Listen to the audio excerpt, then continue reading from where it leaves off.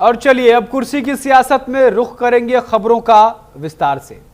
दिल्ली में चिराग के आवास पर चल रही बैठक खत्म हो चुकी है। सीट शेयरिंग को लेकर चिराग के आवास पर चर्चा हुई। धर्मेंद्र प्रधान, विनोद तावड़े की चिराग के साथ बैठक चल रही है।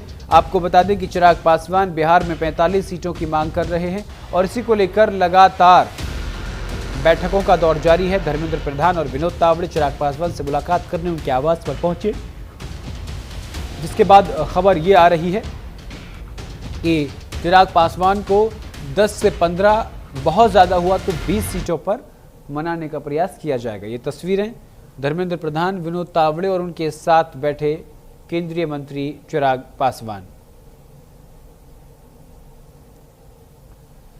आपको बता दें कि चिराग के आवास पर बैठक चल रही है। 45 मिनट की ये बैठक चली। सीट शेयरिंग की चर्चा तेज हो गई है। बिहार में चुनाव सीट बंटवारे को लेकर मंथन चल रहा है।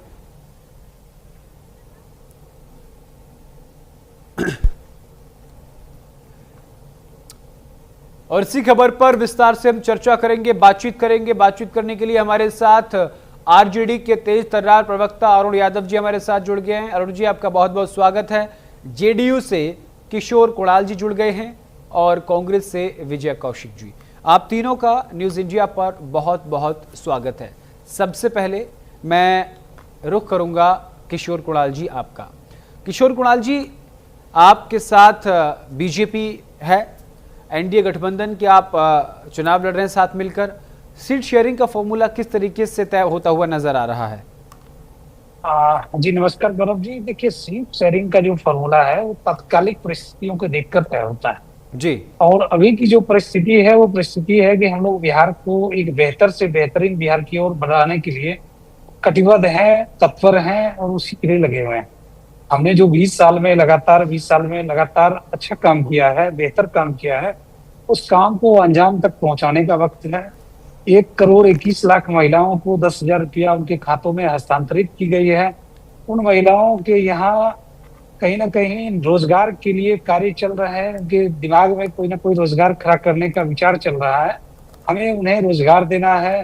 हमने पटना शहर को सभी डिस्ट्रिक्ट से 3.5 घंटा में जोड़ने का प्रयास किया है, यानी बिहार के किसी कोना से कोई भी व्यक्ति पटना 3.5 घंटा में पहुंच सके। पहले यह आंकड़ा 6 घंटे का था, फिर 4 घंटे का, फिर 5 घंटे का, 4 घंटे का, अब और 3.5 घंटे का। तो मैं इन होल ये कहना चाहता हूँ कि सीट शेयरिंग हमारे लिए कोई मुद्दा नहीं है और हम लोग मिल बैठकर जिस प्रकार से हम लोगों ने 5 में, 10 में, 15 में, 20 में सीट शेयरिंग किया था, उसी प्रकार से हमारे गठबंधन के सभी साथी मिल बैठकर सीट तय कर लेंगे जी। और हम लोग वीआईपी और हमको आप अपने खाते में से सीट दे रहे हैं या बीजेपी के खाते में से? नहीं, ये तो मैं चूंकि प्रवक्ता हूं और मेरा काम आप जैसे लोगों के साथ इंटरेक्ट करने का होता है जी। नहीं, हमारे सवालों का जवाब भी तो आप ही को देना, तो सीधा सवाल है। सीट शेयरिंग का जो भी निर्णय लिया जाएगा वो शीर्ष नेतृत्व के द्वारा लिया जा रहा है और निर्णय से आप सभी मीडिया बंधुओं को समय पर सूचित कर दिया जाएगा जी। बाकी मैं दल की तरफ से आपको आश्वस्त कर सकता हूँ कि हमारे लिए नंबर फिगर कोई इशू नहीं। ये बता दीजिए, बड़े भाई की भूमिका में आप हैं या बीजेपी? नहीं, हम लोग एक परिवार की भूमिका में जी। हम लोग एक साथ हैं। इतिहास उदाहरण है, 2015 का चुनाव हमने लड़ा था, 101 सीट पर आरजेडी, 101 सीट पर जेडीयू ने लड़ा था और जब हमारे पास 115 विधायक था जी। तो ये सीनियरिटी और जूनियरिटी को डिक्लेयर करना या उसको डिफाइन करना हमारा धर्म नहीं है जी। हमारा धर्म है कि बिहार को कैसे बेहतर से बेहतरीन बनाया जाए जी जी। हमारे साथ लगातार कांग्रेस प्रवक्ता विजय कौशिक जी भी बने हुए हैं। विजय कौशिक जी, एनडीए में लगभग जो सीटों का गणित है वो अंदर खाने तैयार हो चुका है, भले ही मीडिया में नहीं आया है और मीडिया में भी सूत्रों के हवाले से जानकारियां हैं वो लगभग पुख्ता जानकारियां हैं। कांग्रेस और आरजेडी दोनों के बीच किस तरीके से बातचीत तय हुई है? देखिए, अभी मैं बातचीत का खुलासा नहीं कर सकता कि कितनी सीटों पर हम लड़ रहे हैं जी। हमारी डिमांड थी कि भी हम 100 सीटों पर लड़ें जी और अब हमारी बातचीत अंतिम चरण में है और सबके सामने उसका खुलासा हो ही जाना है जी। विधिवत रूप से पार्टी द्वारा बता दिया जाएगा जी। मैं ये बता दूं कि हमारे गठबंधन को लेकर भाजपा इतनी परेशान है कि मोदी जी को मैदान में उतरकर लोगों को तमाम तरह के लालच देने पड़ रहे हैं। जी। कभी महिलाओं को 10,000 देने की बात है जी। या कभी बिहार को कोई पैकेज देने की बात है। जी। तो आज मतलब इतना डर हमारी महागठबंधन को लेकर भाजपा को हो रहा है जी, कि जिसका अंदाजा लगाना मुश्किल है। ठीक है। और भारतीय जनता पार्टी की बी टीम प्रशांत किशोर, उसको उतारकर भाजपा एक वोट कटवा पार्टी की भूमिका उनसे अदा करवाना चाहती है। जी। तो मैं ये बता देना चाहता हूं कि इन सब के मंसूबे फेल होने जा रहे हैं। जी, और बात करेंगे इस बारे में भी। अभी एक एक छोटा छोटा कमेंट सबसे ले लेते हैं। इस सवाल का जवाब जेडीयू से हम लोग लेंगे क्योंकि उनकी सहयोगी पार्टी है। आरजेडी में हम आते हैं। अरुण यादव जी, आपके पास पारिवारिक स्थिति में अब सब ठीक है, परिवार में सब ठीक है, अब चुनाव लड़ने की तैयारियां पूरी हो चुकी हैं? हम लोग तो तैयारी क्या करना, राष्ट्रीय जनता दल और हमारे आदरणीय ये सवाल इसलिए क्योंकि विपक्ष लगातार आपके सामने जो प्रतिद्वंदी पार्टियां हैं वो लगातार ये आवाज उठा रही है कि अभी तो आरजेडी पारिवारिक कलह से बाहर नहीं आ पाई है, बिहार में चुनाव की तैयारी। गौरव जी, एनडीए के पास कुछ कहने के लिए नहीं है। एनडीए और जेडीयू 11 साल से सेंट्रल में भारतीय जनता पार्टी के नेतृत्व में सरकार है और बिहार में 17-18 साल से एनडीए की सरकार है। नीतीश कुमार जी के नेतृत्व में जनता के बीच जाना है तो जनता को बताना पड़ेगा ना। उपलब्धियां बताने के लिए कुछ नहीं है तो अनर्गल प्रलाप करते रहते हैं। लेकिन बिहार के जो मूल सवाल हैं, जिन सवालों के लिए हम लोग संघर्ष कर रहे हैं, जिन सवालों पर माफी के साथ आपको रोकूंगा, एक बड़ी खबर सामने आ रही है, माफी के साथ आपको रोकूंगा। महागठबंधन में सीट बंटवारे को लेकर बड़ी खबर आपको बता दें। पटना में महागठबंधन की अहम बैठक, महागठबंधन में सीट बंटवारे पर चर्चा होगी। आपको बता दें कि शाम 7 बजे तेजस्वी यादव के आवास पर बैठक होगी। बड़ी खबर, बड़ी जानकारी, यानी महागठबंधन में सीट शेयरिंग का फॉर्मूला तय हो चुका है। 7 बजे तेजस्वी यादव के आवास पर होने वाली बैठक में पता चलेगा कि कितने सीटों पर कांग्रेस चुनाव लड़ रही है और कितनी सीटों पर आरजेडी चुनाव लड़ेगी। वापस हम हमारे मेहमानों का रुख करेंगे और अरुण यादव जी, शाम को 7 बजे कुछ ही घंटों और मिनटों के बाद यह तय हो जाएगा कि आप कांग्रेस को कितनी सीटें दे रहे हैं और खुद के पाले में कितनी सीटें रख रहे हैं। नहीं, देखिए गौरव जी, हम लगातार कहते आ रहे हैं, हमारे आदरणीय नेता तेजस्वी यादव जी भी इस बात को कहते आ रहे हैं, तमाम महागठबंधन के नेता कहते आ रहे हैं कि हमारे लिए सीट शेयरिंग कोई मुद्दा नहीं है, हमारे लिए नेतृत्व कोई मुद्दा नहीं है, सीएम फेस मुद्दा नहीं है। हमारे लिए महत्वपूर्ण है बिहार की जनता का जो मूल सवाल है, बेरोजगारी, महंगाई, भ्रष्टाचार, अपराध, पलायन, गरीबी, भूखमरी। 2 दशक से बिहार के मुख्यमंत्री नीतीश कुमार जी हैं और इन सारे सवालों से, जो सारी समस्याओं से बिहार की जनता कराह रही है और बिहार की जनता इस खटहरी सरकार से निजात पाना चाहती है, निजात पाने के लिए छटपटा रही है। शुरुआत में तो मेरा मकसद है इस सरकार से मुक्ति दिलाना। शुरुआती 6 महीने तो आपने भी गुजारे हैं, उनको उस कार्यकाल का भी जिक्र कर लिया कीजिएगा। किशोर कुणाल जी, आप पर लगातार कांग्रेस भी आरोप लगा रही है। एक मिनट गौरव जी सुन लीजिए, सवाल करिए तो जवाब भी ले लीजिए। बोलिए। आप ठीक ही कहा, महागठबंधन की सरकार बनी थी 17 माह का और 17 माह का सरकार में हमारे नेता तेजस्वी यादव जी डिप्टी सीएम थे और आपने देखा एक नजीर पेश करने का काम किया तेजस्वी यादव जी ने। 5 लाख सरकारी नौकरी देने का काम किया, जाति आधारित गणना कराने का काम किया, जब जनता और नीतीश कुमार इतने खुश थे करने का काम किया। तो इसलिए गौरव जी सुन लीजिए ना, 17 साल में जो एनडीए सरकार काम नहीं कर पाई वो 17 माह में तेजस्वी यादव जी ने करके दिखाया, तभी तो बिहार की जनता का समय कम है। किशोर कुणाल जी, ठीक है, किशोर कुणाल जी, 17 महीने के कार्यकाल का जो सारा क्रेडिट है वो तो तेजस्वी यादव को जाता है। नीतीश कुमार ने क्या किया 17 महीने? देखिएगा, 17 महीने तक अरुण बाबू के हिसाब से बिहार के चीफ मिनिस्टर भी तेजस्वी यादव ही थे जी, क्योंकि 17 महीने तक सारा विभाग भी यही चला रहे थे जी। गृह विभाग, कार्मिक विभाग भी इन्हीं के पास था। 17 महीने के लिए इन्होंने बिहार को स्वर्ग बना दिया। गृह विभाग नहीं था, गलत बात नहीं तो लीजिए ना, गृह विभाग आप ही के पास है। अरे रुकिए, लगातार नीतीश बाबू के पास ही है गृह विभाग, रुके ना, जिसके कारण बिहार का लॉ एंड ऑर्डर पूरी तरह ध्वस्त हो चुका है। सर अरुण जी आप समझ नहीं रहे, वो सरकास्टिंग बोल रहे हैं, वो सरकास्टिंग वे में बोल रहे हैं, आप समझ नहीं पा रहे हैं। आप सुनिए, 17 महीना में इन्होंने बिहार को स्वर्ग में पहुंचा दिया, और जैसे ही ये सत्ता से बाहर गए तो बिहार फिर से खटारा हो गया। बिल्कुल, ये राजद का वास्तविक चरित्र है। विजय कौशिक के नेता तेजस्वी यादव जी 5 विधायकों का हक मारकर डिप्टी सीएम के साथ साथ 5 महत्वपूर्ण विभाग के मंत्री भी रहते हैं, और बाद में ये बोलते हैं कि जो किया हमने किया, ये वही राजद है जिसने अपने 15 साल के शासनकाल में मात्र 25,000 शिक्षकों की बहाली की थी। और जब ये 17 महीने के लिए गलती से डिप्टी सीएम उसके बाद उसके बाद बीपीएससी के माध्यम से 17 माह के सेवाकाल में ही बहाली हुआ। ठीक है विजय कौशिक जी आपके पास आऊंगा। ठीक है अरुण जी, ठीक है किशोर कुणाल जी रुकिए ना। विजय कौशिक जी, जेडीयू का कहना है कि 17 महीने में उन्होंने काम किया, आरजेडी का कहना है 17 महीने में उन्होंने काम किया।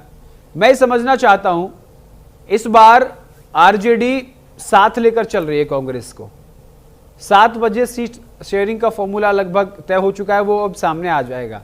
आपको क्या लगता है, आप तेजस्वी यादव को महागठबंधन का चेहरा मान रहे हैं? निश्चित तौर पर जिस तरह राहुल गांधी जी महागठबंधन का चेहरा है जी, इसी तरह तेजस्वी यादव जी भी महागठबंधन का चेहरा है। जहां तक मुख्यमंत्री की अगर बात है तो मुख्यमंत्री गठबंधन के चुने हुए विधायक तय करेंगे, ये बात की बात है जी। ठीक है, इसी बीच एक बड़ी खबर आपको बता दें, बड़ी खबर सामने आ रही है बिहार विधानसभा चुनाव को लेकर। बड़ी खबर, मैथिली ठाकुर की बिहार राजनीति में एंट्री। मैथिली ठाकुर बिहार विधानसभा का चुनाव जरूर लड़ेंगी। मशहूर गायिका मैथिली बीजेपी से चुनाव लड़ेंगी।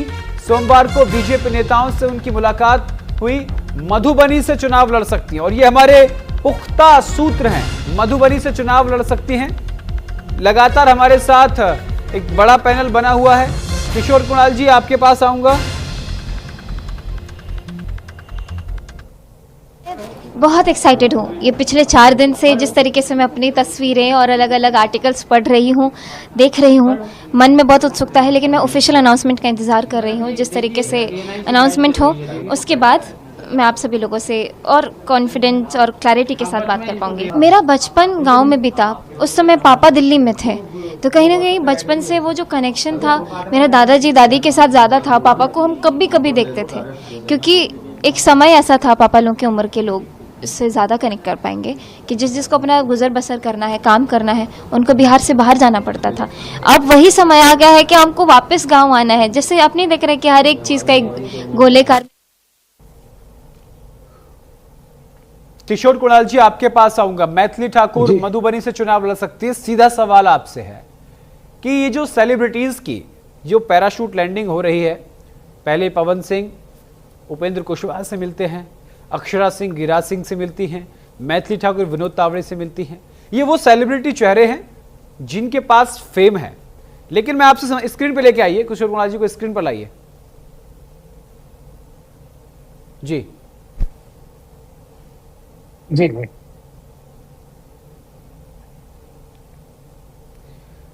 किशोर जी आपको आवाज आ रही है? हाँ बिल्कुल आ रही है आवाज, आपकी आवाज आ रही है।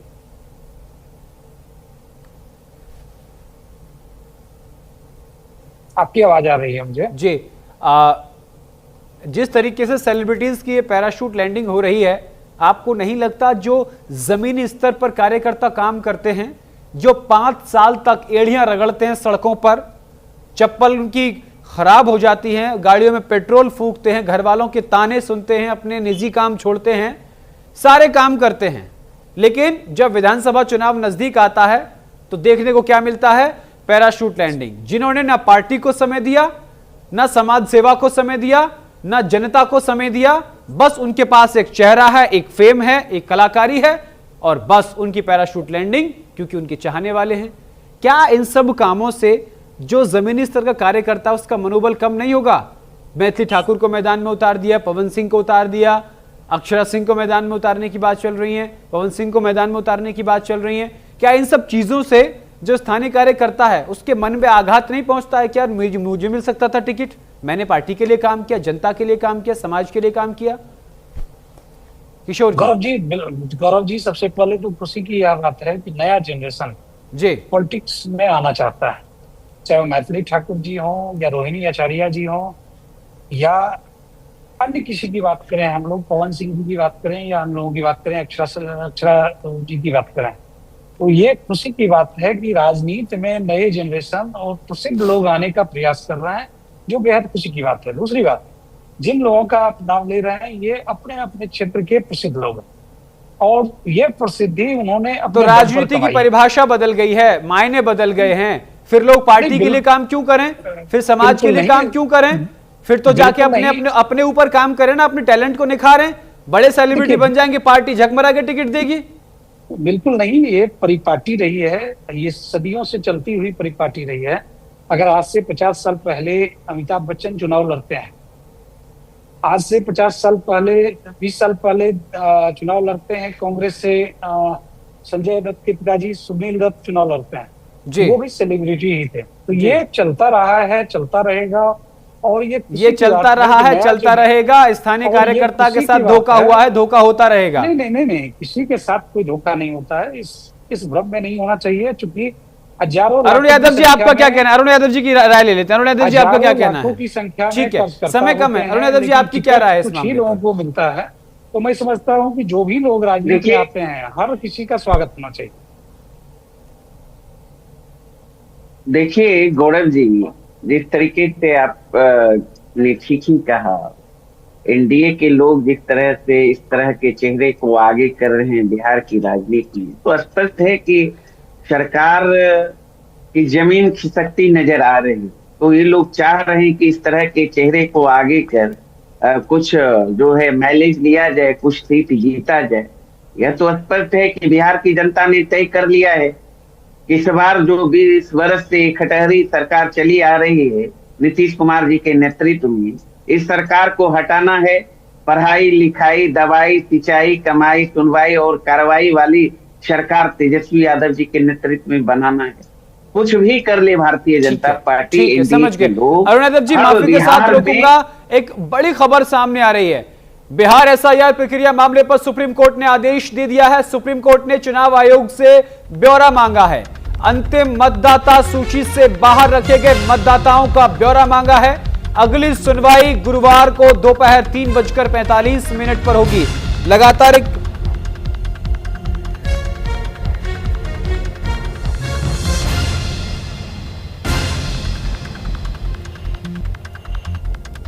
चलिए, लगातार हमारे साथ बड़ा गेस्ट पैनल बना हुआ है। एसआईआर को लेकर लगातार मुद्दा उठाया जा रहा था। जेडीयू बीजेपी की तरफ से कहना था एसआईआर जरूरी है। अब सुप्रीम कोर्ट ने ब्यौरा मांग लिया। किशोर कुणाल जी क्या कहना चाहेंगे इस पर? बिल्कुल, इसी आप डिबेट चला रहे हैं। एक तो शॉर्ट टाइम में 1-1 मिनट में ब्रेकिंग ला देते हैं, पुरानी खबर को चलाने लगते हैं और 10-20 सेकंड में कोई भी प्रवक्ता नहीं रख पाता है पूरी बात। ऐसे डिबेट करने का तरीका थोड़े। ठीक है अरुण जी, अभी 1 मिनट में 3 बार आप ब्रेकिंग दिखाइए। ब्रेकिंग खबर, मैथिली ठाकुर एंट्री कर रही हैं, कोर्ट का आ गया, ये सब तो पुराना खबर को ब्रेक आप कर रहे हैं। चलिए मैं आता हूँ। ठीक है अरुण यादव जी, ठीक है, अभी आपकी बात सुनी जाएगी। अरुण यादव जी आपकी बात सुनी जाएगी। अरुण जी आपकी बात है, ये तो तरीका थोड़े है। अरुण जी आपकी बात सुनी जाएगी। अब क्या किशोर जी इस पे बात रखी, फिर अरुण जी के पास आते हैं। देखिए एसआईआर टाइम होना चाहिए। ठीक है, आपको पूरा समय मिलेगा। एसआईआर एक वैधानिक प्रक्रिया थी। एसआईआर के माध्यम से कुछ अवैध वोटरों को हटाया गया, डबल डुप्लीकेसी को हटाया गया, जो मृत्यु प्राप्त कर चुके थे, जिन वोटरों की मृत्यु हो चुकी थी उन्हें हटाया गया। वहीं बड़ी संख्या में नए वोटरों को जोड़ा गया। जहां हमारे विपक्ष के लोग लगातार इस प्रयास में थे कि जनवरी की वोटर लिस्ट को ही अंतिम रूप से वैलिडेट करते हुए चुनाव कराया जाए, वहीं चुनाव आयोग ने एसआईआर के माध्यम से तकरीबन 15 लाख नए वोटरों को जोड़कर बिहार में नए वोटरों का एक वोट बैंक तैयार किया है। ये काबिल तारीफ है। जहां तक सुप्रीम कोर्ट की बात है, सुप्रीम कोर्ट बेहद जिम्मेदारी के साथ एक एक प्रक्रिया को मॉनिटर कर रही है और जहां कहीं लग रहा है उन्हें कि इन चीजों को इंटरप्ट किया जाना चाहिए, इसमें सुधार किया जाना चाहिए, तो लगातार दिशा निर्देश दे रही है। यह लोकतंत्र की खूबसूरती ही है कि हमारे लोकतंत्र के सही पहलू है, चाहे चुनाव आयोग हो, चाहे सुप्रीम कोर्ट हो या पॉलिटिकल पार्टीज हो, सब मिलकर एक सटीक मतदाता सूची बनाने की प्रक्रिया में लगे हुए हैं। और सटीक मतदाता सूची ही लोकतंत्र का मजबूती का आधार होता है। तो बिल्कुल हमारी पार्टी डे 1 से एसआईआर का समर्थन करती रही है। हम लोग इस बात का ध्यान रखते हुए कि कोई अवैध जुड़ ना जाए और कोई वैध छूट ना जाए, इस सिद्धांत के साथ एसआईआर का समर्थन करते रहे हैं और लगातार करते रहेंगे। जहां तक एसआईआर की प्रक्रिया की बात है, तो यह साबित हो चुका है कि यह जिस प्रकार से विपक्ष के लोगों ने जन आंदोलन के रूप में एसआईआर को दिखाया, लेकिन बिहार की जनता ने इसे खारिज कर दिया। और बिहार की जनता विकास की राजनीति करती है, जानती है और समझती है, और हम लोग विकास के मुद्दे पर चुनाव में जा रहे हैं।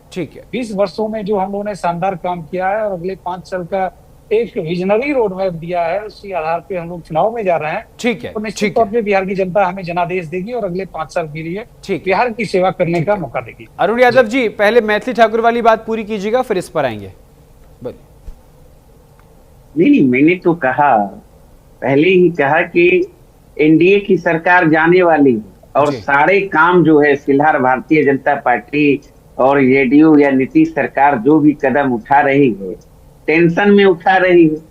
चाहे पेंशन बढ़ाने की बात करें, चाहे जो भी योजना है, हमारे आदरणीय नेता तेजस्वी यादव जी ने घोषणा कर रखी थी कि सरकार बनने पर हम माय बहन योजना के तहत 2500 रुपया देने का काम करेंगे। सामाजिक सुरक्षा पेंशन योजना के तहत जो अभी 400 रुपया मिलता है उसे बढ़ाकर 1500 रुपया देने का काम करेंगे। 200 यूनिट बिजली फ्री देने का काम करेंगे। और ये सारी योजना का कॉपी करने का काम किया, क्योंकि इसके पास कोई रोड मैप है ही नहीं।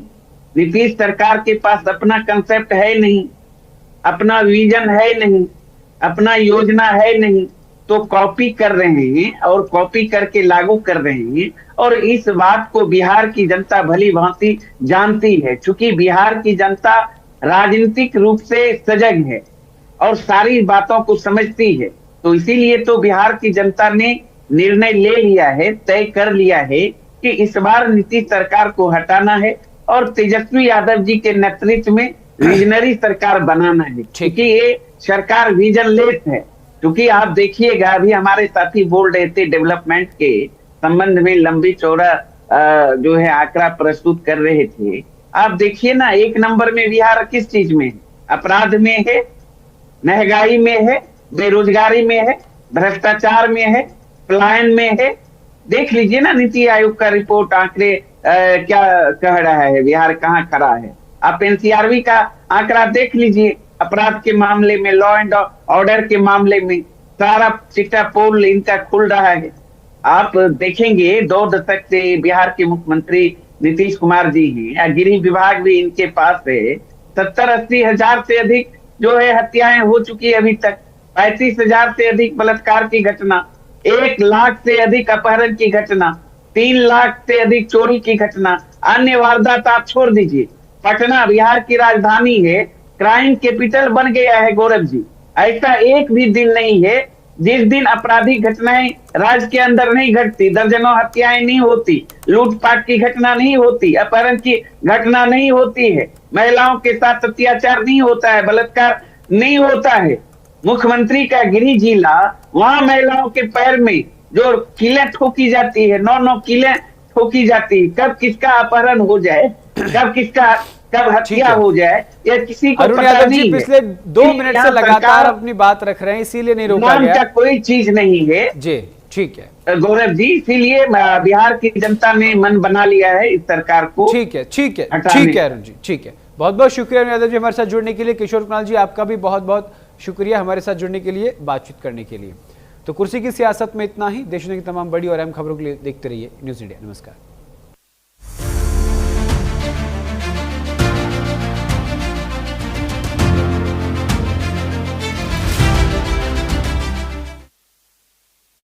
$2047